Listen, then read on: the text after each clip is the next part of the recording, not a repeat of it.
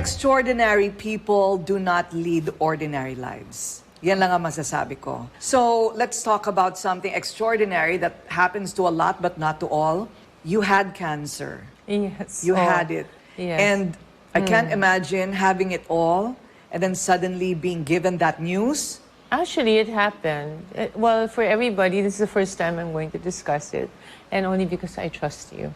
And I think it's over. But, you know, I had cancer in 2016, and I was diagnosed with third stage cancer of the breast. And I went to Europe and the States for treatment. So I kind of disappeared for about a year and a half to 2 years. In my daughter's wedding, Crystal, I was bald, completely bald. I was diagnosed, I think, January of the year. And then I went to Europe and I was told by them there that I was going to die. Don't bother to have chemo, don't bother, just fix your affairs, you're dead in 2 years. I went to New York Presbyterian, and they wouldn't give me anything. Then, you know, I said, so what are my chances? And they were very quiet. We'll try our best. That's when I knew how much Atom still loved me. He went with us talaga. I think that's when he and Hayden got close, because they were in every CT scan, PET scan, radiation thing. And then Crystal had her wedding on a certain date, so I had to have my chemo. My mom passed away. In the middle of having my chemo, I kept asking my mom, she's 89. I said, Mom, you have to stay with me because we're so close, like you are with your mom. I said, I need you talaga. Please don't leave me. But she was saying, I'm so tired na iya. You know, I'm feeling sick. No, please stay with me. So on my second chemo, I was doing my chemo. In the middle of my chemo, they called me that my mom had collapsed and that she's in Makati. They couldn't revive her in 30 minutes. So I was there with the chemo and I said, hurry it up. Because I want to go to her and reach her and she's still warm. And then he said, if we hurry it up, you're dead because it's so toxic. And then I said, okay, then take it off, but then you'll have to do it all over again. I'm halfway, diba? Traumatic, but I think my mom passed away because Atom kept telling her, Vicki, she has to go to the States, but she won't leave because she wants to be near you. So after that, I went to the States and I did my radiation.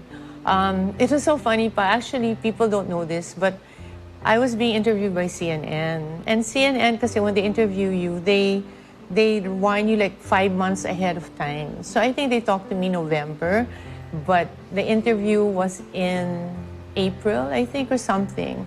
I totally forgot about them because, of course, there's so much more happening. Dapat first chemo pa, your hair's lagas na, but it didn't fall. So I said, oh, baka naman I was injecting with mga vitamin P and things for my hair. So I thought, baka, because, you know, maybe it's working. So when the interview happened, I had my chemo 2 days before. And, you know, when you do chemo, you're green. You're basically green. You look so sick.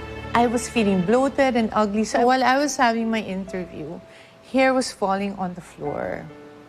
And so I would look at my people and say, am I getting bald in front of CNN? Because while they're interviewing me, the hair was falling and it was plenty clumps. And then the helpers would come and make, bring it out with a walis, di ba? And they said, no, you're okay pa, you're okay pa. Anyway, I couldn't concentrate on the interview kasi, of course, yes, ang hirap nun, di ba? So they asked me a question. They said, what are your plans for the future? If you have cancer, kasi wala kang plans. You just want to get well, and you don't want to plan. I don't plan, because I don't know if I'm going to be alive or not. And they told me pa, I'm going to be dead. So, you know, so I'm like, I couldn't answer. Korina, you know naman how I answer. Ang bilis, di ba? So I looked at them, and they go, do you have plans for the future? I said, do you know Hayden and I have a baby? And Scarlett was 1. And they go, what? I didn't know what to say, di ba? Gusto ko yung attention mawala sa akin. I said, Hayden and I have a baby. Ibaba niyo nga si Scarlett.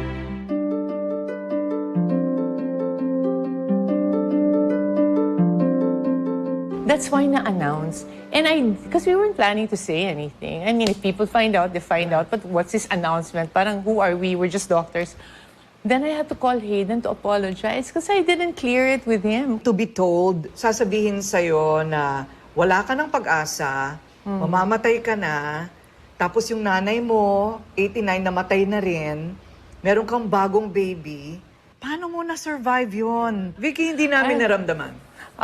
Hindi kaming mga nakapaligid sa'yo, hindi namin naramdaman yung pinagdaanan mong napakahirap na yun. Yeah. Well, talaga, alam mo, kayo, I think nakikita yung mga Instagram, kakala niyo yung mga life namin perfect or mapakasaya, nagbabiyahe, nag-shopping, whatever, Korina. You know, everybody has their challenges. Wala talagang perfect buhay. So huwag kayong ma-depress pag nakita nyo ganun. Tapos yung life nyo, hindi pala, feeling nyo hindi ganun kaganda. Lagi nyo hanapin yung ganda sa buhay nyo. Health is so Health important. is wealth. So now that's really my thing. Health, like you and I. When you get older, ano na yun, di ba? Slow down a bit. I'm already older. You look so younger. Thanks to Belo. I'm blown away by what you went through. So, anong secret? That you still look this fabulous, you are well. So, paano? Ano ang prayers, of course, Prayers, you say. of course. Family, love, support, Yes. right? And you know, the number one secret is Scarlett. Scarlett, they're all near you. Why don't you say hi? Can't beat that surprise. No, because I hope you enjoyed Kenya with me. And if Kasi I really look at her, ako, and I want to be with her. I don't want to leave her naman so young, di ba? So I kept praying, Lord, please give me time.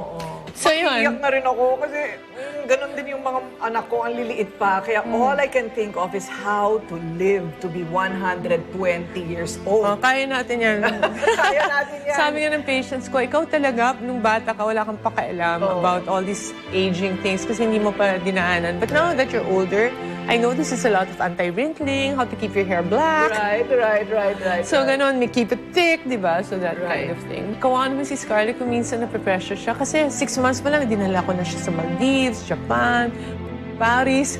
Kasi in my mind, I want to be with her. When she does it, she's only 6 months, how can she? So, ngayon, super enjoy ako. Thank you for the witness. Kasi 7 years old is a really good age. It's such a privilege and an honor to be trusted with that story, Vicki. So thank you for sharing, and believe me, in this moment, you have inspired so many. I think it's important you tell that part of your life Right. story. And since we're